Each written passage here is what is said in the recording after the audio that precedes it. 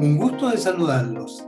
En nuestro periscopio marítimo, hoy hemos querido revisar el informe de la Cámara Marítima y Portuaria de Chile. Se trata del reporte número 12, titulado Las marejadas llegaron para quedarse. ¿Qué estamos haciendo? Se hace la pregunta a Campor y entrega un contundente informe sencillo, práctico, no muy academicista, pero sí claro en cifras que van explicando el impacto que han tenido las marejadas en los últimos años. Y parte con un gráfico como muestra la distribución anual de eventos de marejadas con daños y o impactos en las costas de Chile desde 1979 hasta el 2015, y se ve cómo es una línea ascendente.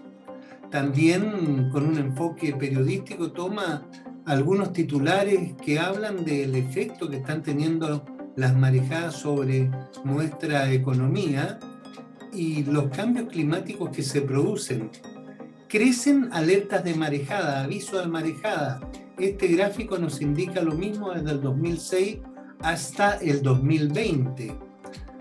Se dispara el cierre de puertos. Este gráfico sí que es impresionante porque retrata a los principales puertos que han sido afectados por las marejadas.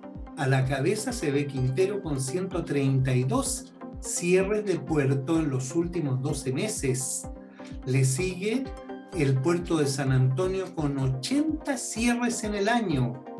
Luego viene Antofagasta con 73, continúa Mejillones con 43 cierres de puertos, luego viene el puerto de Arica con 27 cierres en los últimos 12 meses y finalmente un puerto del sur, Lirquén, con 19 cierres.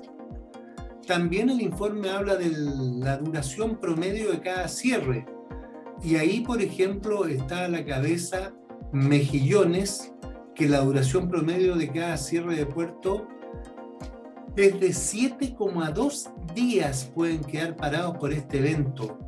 Luego le sigue Antofagasta con 2,4, Quintero con 2,1, el puerto de Arica con 1,5, luego San Antonio con 1,2 días que queda parado en promedio por el efecto de las marejadas, y finalmente Lirquén con 1,1.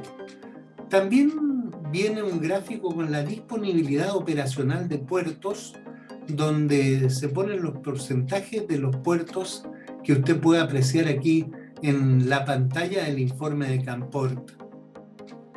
Hay también una comparación con otros países de la disponibilidad operacional. Dice que en los puertos del Pacífico, en 11 puertos del Pacífico, la disponibilidad es de 99%. En el Caribe se midieron 6 puertos, 93%, y en Rotterdam, 98%. Y en este efecto de las marejadas, el informe señala que San Antonio es un caso crítico. Cierres de puerto de San Antonio por marejadas, y viene un gráfico desde el 2008 hasta el 2020. Hay un año ahí que sobresale, el año 2017, también antes el 2010, con casi 140 días cerrados el puerto de San Antonio en el último registro 2020. Y en el informe Campor también pone una apreciación de la Dirección del Territorio Marítimo y Marina Mercante Nacional, la Autoridad Marítima, que señala la infraestructura portuaria de San Antonio no ha ido a la par con el aumento de las marejadas.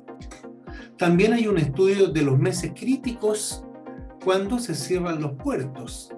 Por ejemplo, la bahía de Quintero, entre abril a enero hay un 97% de cierres.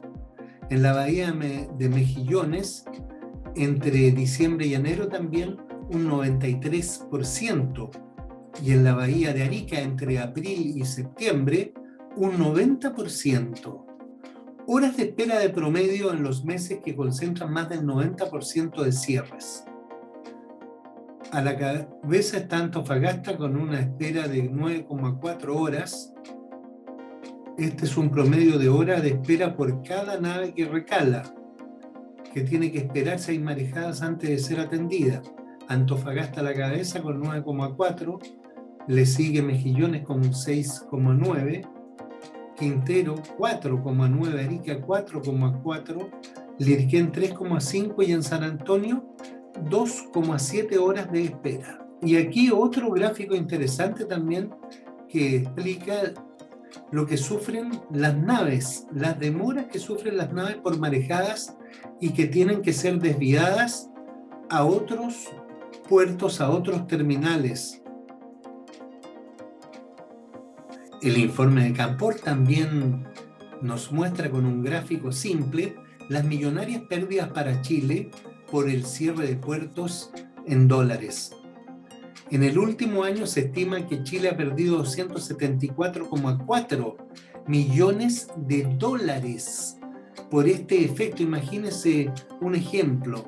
El Metro Regional Valparaíso, una obra de gran impacto social, costó 200 millones de dólares. Pero ojo, fíjese bien, ahí debajo del gráfico que aparece la bolsa de dinero y la cifra de 274,4 millones de dólares perdidos en el último año, abajito, mire lo que dice: el costo por cierre de puertos para todo el sistema portuario chileno en los últimos 12 meses, medición en los últimos 12 meses, fue de, prepárese, 345,4 millones de dólares.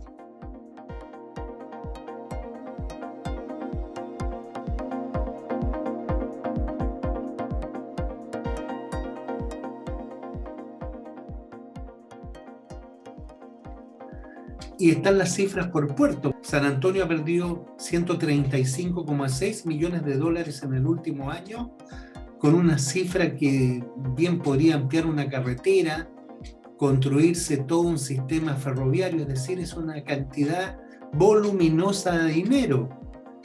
Lo mismo en Mejillones, 25,7 millones de dólares perdidos, lo que podría significar la compra de varias unidades de última generación para el puerto. En Quintero, 79,7 millones de dólares perdidos en los últimos 12 meses por efecto de las marejadas, cifras realmente impactantes. Y también ahí vienen recortes de periódicos con el impacto que esto tiene, porque piense usted que en Quintero es un puerto energético donde se importan el gas natural, otros combustibles, y todo esto al final tiene un costo para las empresas y para la sociedad. El informe de Canpor en este contexto también muestra lo que pasa a nivel mundial con otros fenómenos que afectan al comercio exterior y a la industria marítimo-portuaria. Por ejemplo, está el tema de la congestión en puertos chinos, que ha aumentado los precios de todas las importaciones, el tema del quiebre de stock y alzas de precio, este tema de los contenedores vacíos y una serie de efectos que ha creado, por ejemplo, el efecto de la pandemia en la economía y con su impacto directo en los puertos, y que eso se transmite, ¿no es cierto?, a todos los sectores. Por ejemplo, falta de materiales, escasez y encarecimiento de insumos que golpea al sector construcción. En este contexto también la Cámara Marítimo Portuaria señala que los costos por la señalización marítima, a pesar de la rebaja que ya se hizo por ley, sigue siendo altísima en Chile en comparación a otros países del mundo, más alta que la tarifa por faros y balizas en Perú, 10 veces más alta. Y ahí está el gráfico que señala esta distorsión que, bueno, está clarito, la Cámara Marítima está pidiendo un reajuste de esta situación, dada la situación de las marejadas y la situación del comercio mundial. También se refiere al TUP, a la tarifa de uso portuario. Señala que los privados han aportado 650 millones de dólares por tarifa de uso portuario en los últimos 20 años. Solo en el 2020 dice que fue de 46 millones de dólares el aporte que hizo el sector privado, dineros que podrían servir para estos fines de hacer obras que se requieren para evitar el impacto de las marejadas. Perdemos competitividad, advierte la Cámara Marítima. Los cierres de puertos aumentan los costos del comercio exterior y nos restan competitividad a nivel mundial.